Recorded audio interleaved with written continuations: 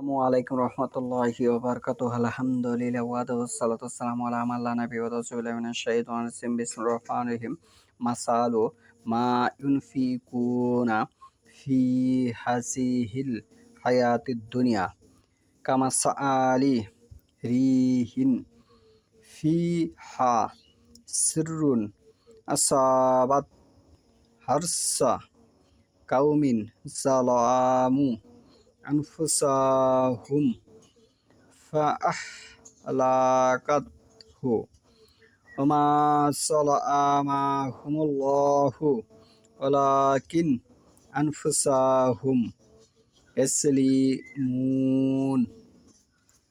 আজকের বক্তব্যের বিষয় হলো দুনিয়াতে যে আমাদের উপর বালা মুসিবত আসে সেটি কি কারণে আসে সে সম্পর্কে, সেটি কি কারণে হয় সে সম্পর্কে আমি যে আয়াতটা তেলাওয়াত করেছি 3 নম্বর সূরা আলে ইমরান, আয়াত নম্বর হচ্ছে 117, আয়াত নম্বর হচ্ছে 117, 3 নম্বর সূরার 117 নম্বর আয়াত। আমাদের উপরে কেন বালা মুসিবত আসে সে কারণটা কি? এ প্রসঙ্গে আল্লাহ বলতেছেন, এই পার্থিব জীবনে তারা যা ব্যয় করে তার উদাহরণ যেন কনকনে ঠান্ডা একটি বাতাস। এমন একদল লোকের শস্য খেতে আঘাত আনে তা ধ্বংস করে দিয়েছে যারা নিজেদের প্রতি জুলুম করেছে।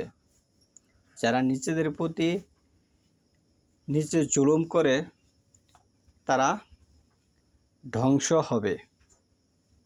আল্লাহ তাদের প্রতি জুলুম করেননি, বরং তারা নিজেরাই নিজেদের প্রতি জুলুম করেছে। যারা নিজেরাই নিজেদের প্রতি জুলুম করে তারা ইহকাল এবং পরকালে ধ্বংস হবে। ইহকাল তারা ধ্বংস হবে।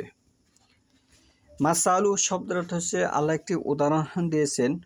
মা হয়েছে যা ইউনফিকুনা, যা তারা ব্যয় করে, ফি হয়েছে মধ্যে, হাযিহিল হায়াতের দুনিয়া, দুনিয়ার মধ্যে যা কিছু তারা ব্যয় করে, কামাসআলি, তাদের উদাহরণটা রিহিন, বাতাসের মতো, ফিহা সিররুন, ফিহা হয়েছে তার ঠান্ডা, এমন ঠান্ডা, আসাবাত হারসা কাউমিন, হারস হচ্ছে একটি শস্য ক্ষেত, কাউমি হচ্ছে একটি দল, আম হচ্ছে অত্যাচারিত, আনফুসাহুম, যা নিজেদের প্রতি অত্যাচার করে, ফাআহলাকাত, তারা ধ্বংস, যা নিজেদের প্রতি অত্যাচারিত করে, নিজের নফসের প্রতি অত্যাচার করে তারা ধ্বংস। অত্যাচার কিভাবে করে? যে আল্লাহর সাথে শরিক করলো, আল্লাহকে ছাড়া অন্যের কাছে চাইলো, আল্লাহকে ছাড়া অন্যকে মাধ্যম বানালো, এরা নিজের প্রতি নফসের প্রতি জুলুম করা হলো। এবং এইসব লোকের